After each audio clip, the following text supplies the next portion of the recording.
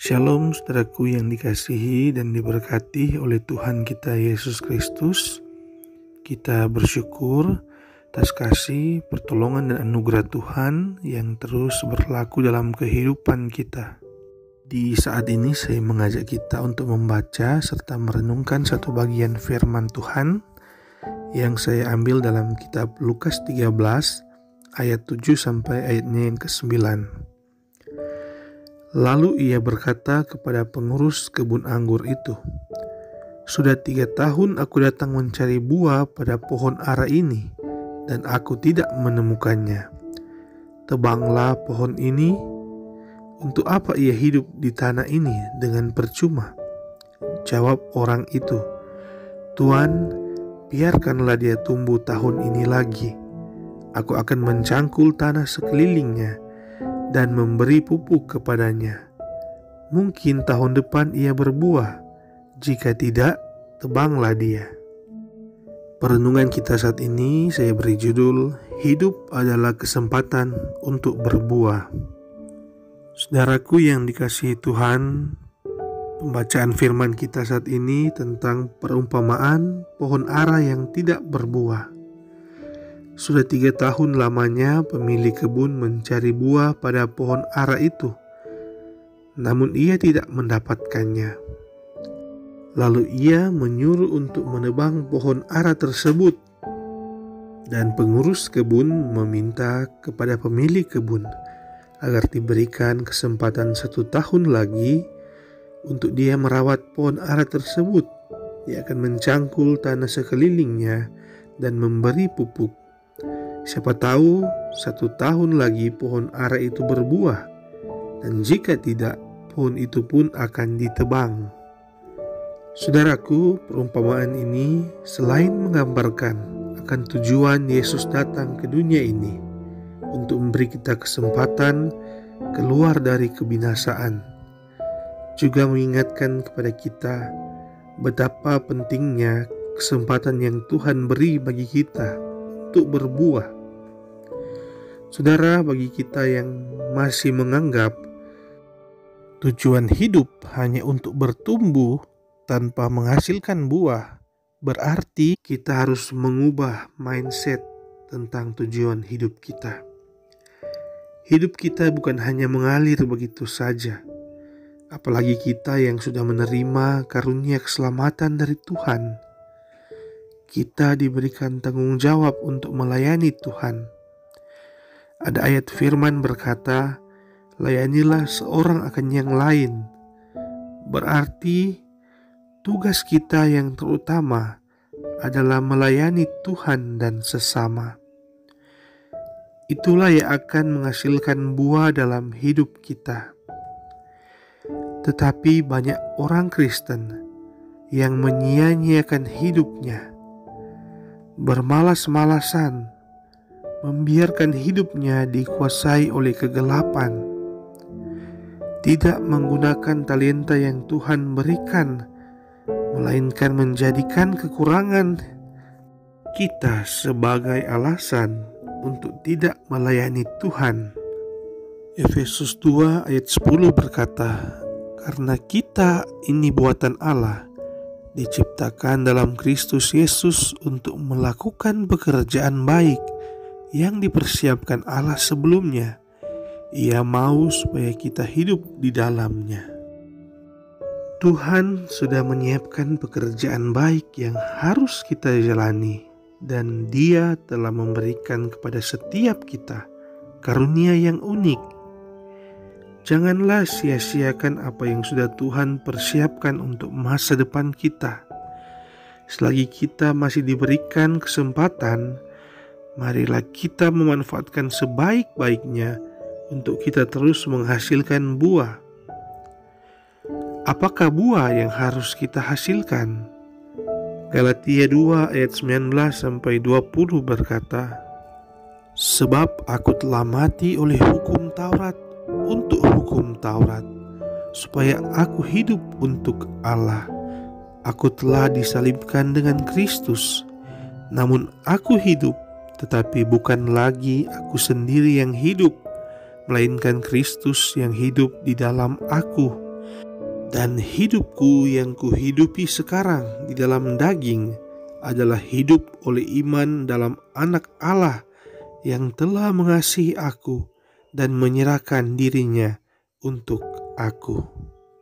Jadi saudaraku, buah yang dimaksud adalah kita hidup hanya berfokus kepada Kristus, atau prioritas hidup kita adalah Allah. Jadi ketika kita menjadi milik Kristus Yesus, Ia telah menyalibkan daging dengan segala hawa nafsu dan keinginannya. Maka kita akan memperoleh buah roh, yaitu kasih, sukacita, damai sejahtera, kesabaran, kemurahan, kebaikan, kesetiaan, kelemah lembutan, penguasaan diri. Tidak ada hukum yang menentang hal-hal itu. Galatia 5 ayat 22 sampai 23. Jadi hidup oleh roh di sini adalah hidup seorang manusia baru dengan Kristus di dalam kita. Dan hidup manusia baru adalah hidup yang terus berbuah. Memang sulit untuk kita sepenuhnya hidup dalam Kristus. Butuh kesungguhan dan niat kita yang sungguh-sungguh. Juga perlu kekuatan, karena jika kita lemah, kita mudah dikuasai oleh keinginan daging. Oleh sebab itu, bagi kita yang masih kuat dan sehat, marilah kita gunakan dengan sebaik-baiknya kesempatan ini. Kesempatan untuk melayani Tuhan, kesempatan untuk berbuah banyak, agar hidup kita terus menjadi berkat. Karena jika Kristus sudah hidup di dalam kita, maka Yohanes 15 ayat 7 berkata, "Jikalau kamu tinggal di dalam aku, dan firman-Ku tinggal di dalam kamu, mintalah apa saja yang kamu kehendaki, dan kamu akan menerimanya." Akhirnya saudara-saudaraku, janganlah sia-siakan waktu kita.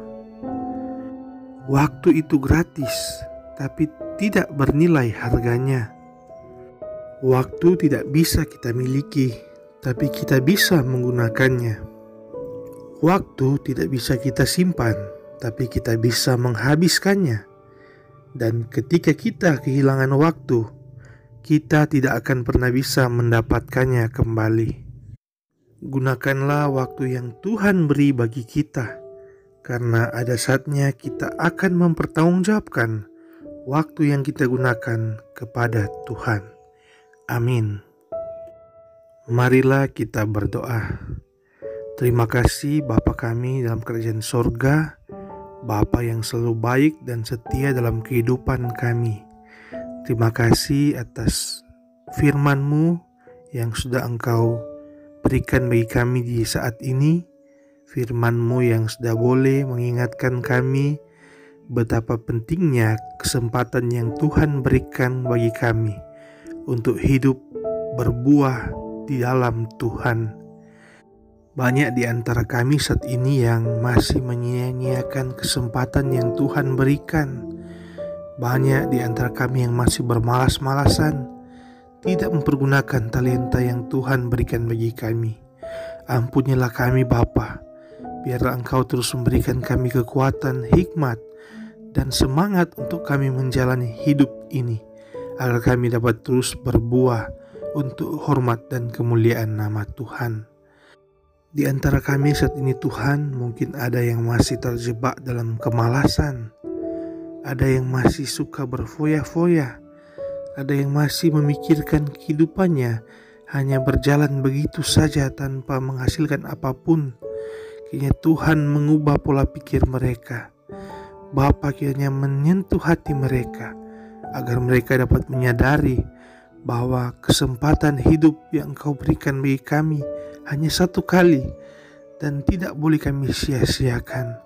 Kami harus mempergunakan kesempatan itu untuk menghasilkan hal-hal yang baik, menghasilkan buah yang baik, karena kami telah ditebus oleh darah-Mu dan Engkau telah hidup di dalam tubuh kami. Oleh sebab itu kami harus mengerjakan perkara-perkara rohani, bukan hal-hal daging yang dapat menyebabkan kami binasa. Biarlah Bapa, kami terus menyadari bahwa ada tanggung jawab yang besar yang Tuhan embankan bagi kami, yaitu untuk melayani Engkau dan melayani sesama kami. Biarlah kami menyadari bahwa Engkau telah memberikan kami talenta, Engkau telah memberikan kami keunikan tersendiri dalam kehidupan kami. Karena apapun yang kami alami saat ini, kami bisa melayani Tuhan. Tidak ada yang membatasi kami untuk melayani Engkau. Status pendidikan, sosial, ekonomi tidaklah menjadi ukuran untuk kami bisa melayani Tuhan. Tapi Tuhan telah menciptakan kami dengan segala keunikan pada diri kami yang siap untuk dipakai oleh Tuhan untuk menjadi pelayan bagi keluarga kami dan sesama kami. Terima kasih Bapa.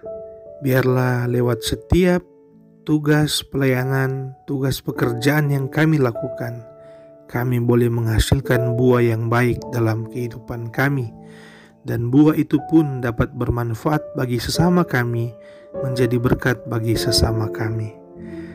Terima kasih Tuhan Yesus. Kami yakin Engkau akan selalu hadir dalam kehidupan kami. Engkau akan selalu bersama-sama dengan kami dimanapun kami pergi dan berada. Inilah yang menjadi doa dan permohonan ucapan syukur kami yang kami bawa dan alaskan dalam nama Tuhan Yesus Kristus. Inilah juru selamat kehidupan kami. Amin. Demikianlah renungan kita saat ini. Jangan lupa tekan like, komen, dan subscribe. Dan marilah kita bagikan video ini agar dapat memberkati banyak orang. Terima kasih, Tuhan Yesus memberkati kita sekalian. Shalom.